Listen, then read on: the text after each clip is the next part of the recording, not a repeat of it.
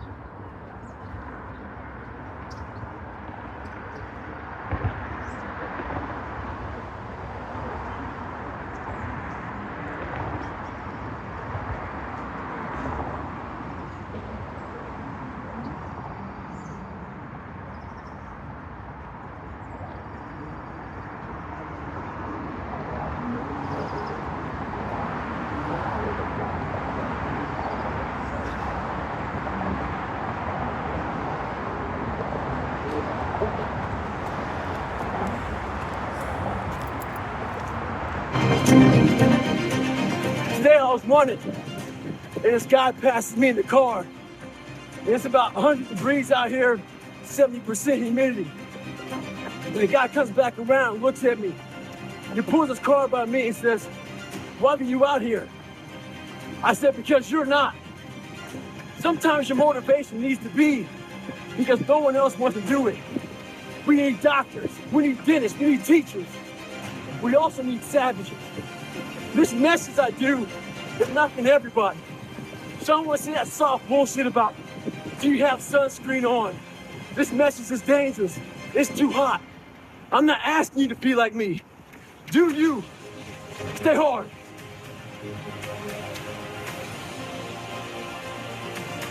Your mind's getting softer. We do that shit with everything in life. A lot of you are trying to find inspiration and motivation with a depressed mindset. You don't find inspiration by not living in the grip of life. You need to live in the grip of life to find inspiration. Put challenges in front of yourself. When you put a challenge in front of yourself and you attack it, that's when you find inspiration. Repetition every day. Stay hard.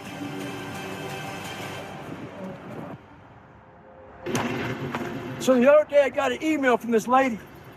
She said she truly enjoyed my book, but as she read it, she thought I was just crazy. So after she read it, she put the book down and started living her normal life. Just going back paying bills, going back to work, complaining about shit. A few days later, she had time to think about the book, and it scared her. She thought, well, maybe this guy isn't crazy. And that's what scared her the most. Maybe he's here trying to show us human potential, what we're all capable of doing. A lot of people like to put titles on other people who are doing extraordinary things. It makes them feel better about themselves. Gives them a get out of jail free card. I'm not crazy, I'm just not like you. In sports, there's a thing out there called load management. A lot of us like to load manage our lives. When you do that, you can find yourself right at normal. Get off that, stay hard. With success in life comes more haters. Don't make them hurt your feelings. Use them for fuel. Use them for energy. In times of need, put them on mental Rolodex in your mind. And when you don't want to do shit, roll through your brain. Pull up that person who said you couldn't do something. You weren't fast enough, good enough, smart enough. Use them for energy. Instead of killing them with kindness, torture them with success. In life, we have to continue pushing past the odds. Use everything this world has to give you for fuel. Stay hard. And anybody, not just Navy SEALs, but anybody that can accomplish anything that is hard, the only separator is that they really want to be there. There's some people that get inspired, and that inspiration moves them to try to do something. But the inspiration is very high right now in this nice environment. We're in a nice environment. I watch a movie about some badasses, you're inspired.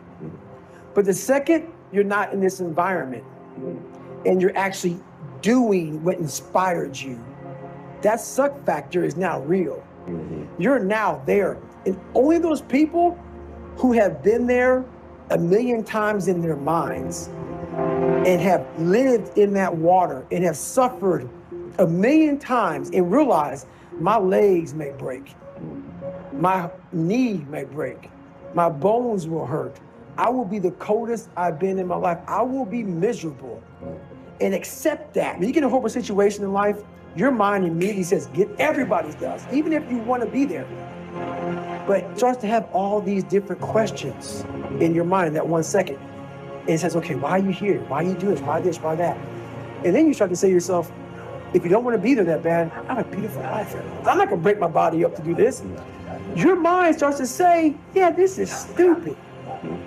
But if you are already knowing that this is going to happen to you, you have all the answers to these questions that your mind starts to give you when you're in suffer mode. Try to be 10% better than you were last week. So if you're running 30 miles a week, run 33. If you're swimming 500 meters, swim 550.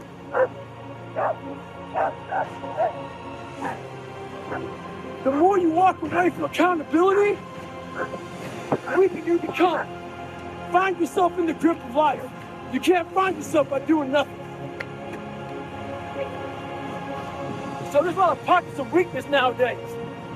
And we try to fill those pockets with lies. I did it for many years. So I'm out here in Colorado for a conference. And I go to the gym and this trainer calls me over to talk to this group of people he's training. He says, hey man, what are you doing out here? So I tell him.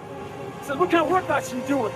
I said, well, one workout I'm doing is I'm climbing this mountain, 3,000 feet, 3 miles. But I do that every day. So the next day I'm out looking for him. Didn't see him. A couple days later, looking for him. Didn't see him. So here I am on the mountain again, climbing it. And there's a gondola that takes you up, takes you down. I'm going up it. I see a gondola, we're about 5 minutes to the top. I look up at the gondola, I see him, face pressed up against the window, looking at me, our eyes meet. Don't talk about it, be about it. Practice what you preach. Stay hard.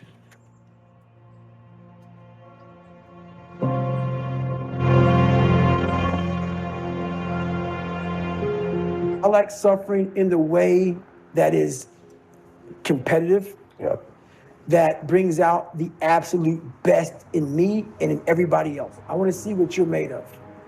I want to see, like, almost like the Colosseum in Rome. You can't do it by writing a paper. And what I found out, and the only message I want to get across to people is, once you change one thing, your mindset, you can attack everything. People know, how do you keep grinding every day? You have to make those insecurities, those fears. Like when I was 300 pounds, I didn't have any drive. I was an insecure, lying kid, afraid. I had to look at my insecurities and in my fear and find drive in that. We're all looking for passion. Passion's all around you. All the energy and fuel you need is right in yourself. It's all there. You got a lot of stuff to do to overcome. And, you know, that's where I found it. I found it right there in my own insecurities. I found drive in my own insecurities. And that's the most powerful thing in the world. When you can find drive in your own doubt, fear, insecurities, you become very unstoppable. I'm in the search for a feeling. I'm not in the search for a trophy. I'm not in the search for love. I'm not in the search for more followers on Instagram or social media. When I started this journey years ago, and I realized that I'm going to be somebody, and I'm searching for a feeling of true victory for myself, and only myself. The second I shut out the whole world and realized that one thing, that I am in this world alone. I'm fighting this race by myself, the weakest person on the planet Earth. My goal in life was to, in my mind, believe I'm the hardest man alive. And that's why the whole thing is can't hurt me. That's what it's about. It's about whatever you think you are, you have to make that dream a reality. But that's where the hard part is. There's a lot of successful people in this world who still feel empty inside. And they wonder why they still feel empty. So they try to make another million, 2 million, 3 million. Let's buy a new car, a new house, new boat. Let's buy more of everything. At the end of the day, it still feels real empty inside. For me, I wasn't even successful, I just felt empty. So I was trying to hide my insecurities. You have to be there but not there at the graduation. Okay. You gotta be there in the worst In the parts suffering. that you know over and over again. You gotta live that in your mind. Dressing it up. Same thing with life. If you don't get inside your soul, inside your heart, and fix it, be willing to go to war with yourself. Stay hard.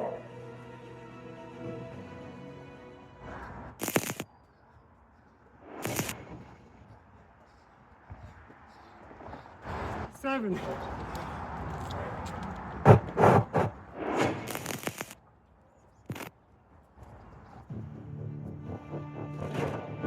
I was such in a dungeon in my life, and I feel like I was such in a hole with nowhere to go, with so many issues and so many things to climb over and overcome. But the thing about it is, we all have the ability to come from nothing to something. I was 300 pounds, and my goal was to be a Navy SEAL. Impossible goal, but what if I could? You have to be willing to suffer to get to the other side. And on the other side of suffering is a whole nother world that people have no idea that even exists. From the very beginning, how I became who I am today, I grew up very soft, very insecure. I was beat as a child a lot, not only physically, but also mentally. My dad was an alcoholic, so it transferred to him being very abusive, me growing up, not just to me, but also my mother. And from that, my foundation at an early age was cracked. I had a really cracked foundation growing up. So with a cracked foundation and my mom having a cracked foundation, I had no one to really, show me the ropes, show me the way. And so we went from that kind of cracked foundation to another cracked foundation. I went to a small town in Indiana, in Brazil, Indiana. And there was about 5 black families there. So being called nigger was something that happened regularly. I had a lot of friends, but also, when you have a cracked foundation, the only thing you really see is the negative. You don't see a lot of people that like you. All you see is the people that don't like you. So that cracked foundation just kept on getting more and more cracked. And throughout the years, I developed a stutter, had a lot of issues with people, social anxiety. I copied all through school. I had a learning disability, so I cheated a lot going through school. So my foundation continued to get cracked. And when you get to that point in your life and no one is there to really help you out, you have to figure some things out. So what made me who I am today is basically that cracked foundation and not liking it. So I had to learn how to mend that cracked foundation alone. And what happens is you have to really develop a lot of mental toughness. But to me, mental toughness wasn't enough. I had to really develop a calloused mind. So I had a victim mentality.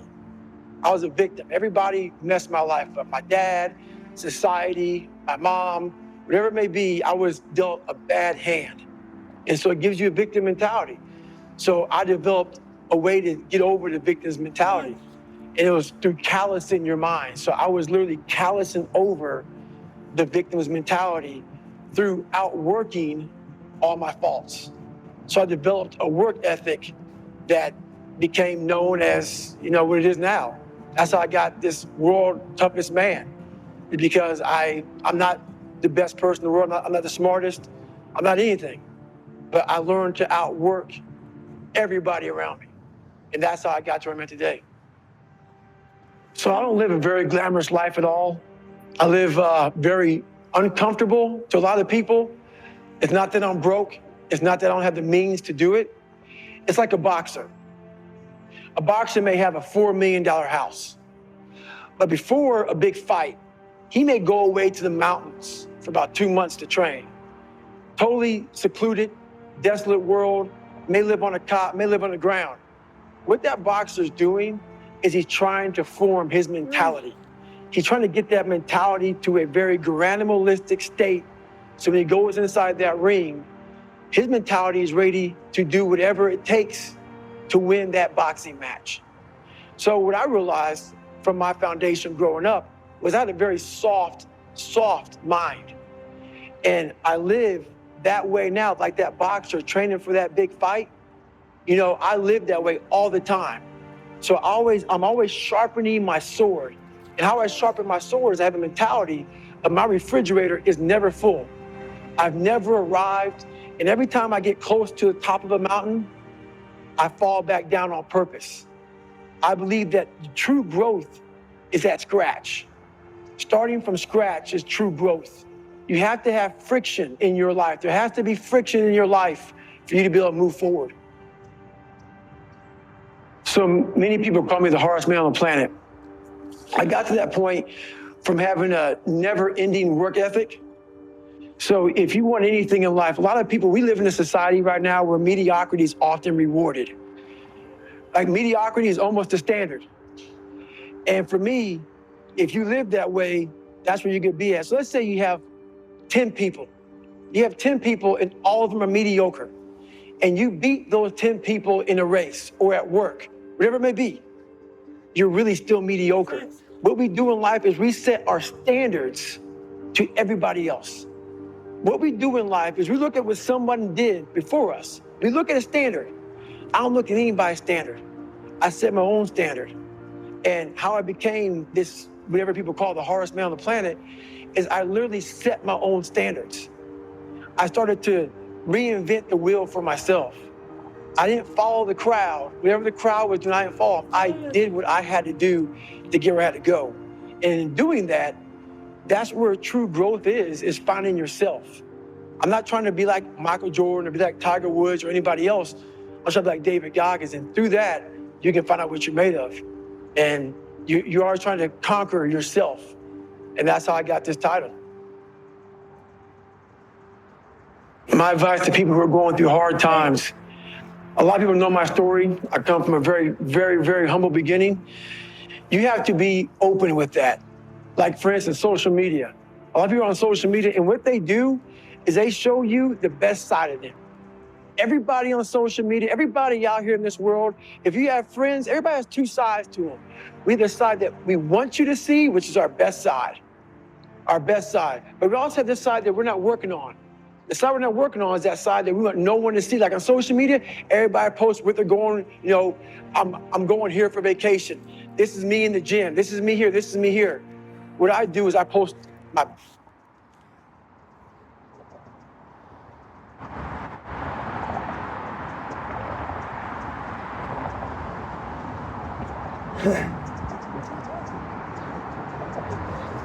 That was 8 today.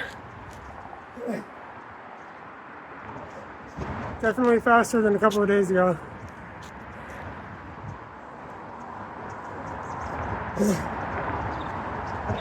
I've been working on this thing called the foot tripod for my balance. So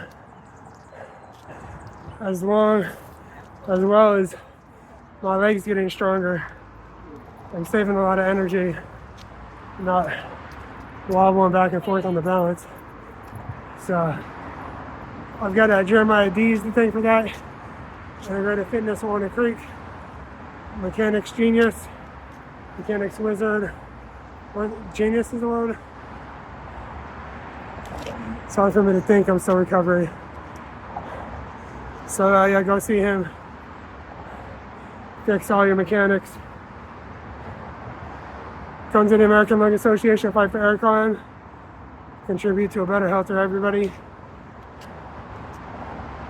I learned today that I've got retrograded femurs, which was likely a result of wearing shoes when I was crawling or something as a kid. So I bring that up to say that this world, all the air pollution and stuff, air pollution, the shoes, a lot of these modern conveniences are acting antithetical to, I think that's the right word.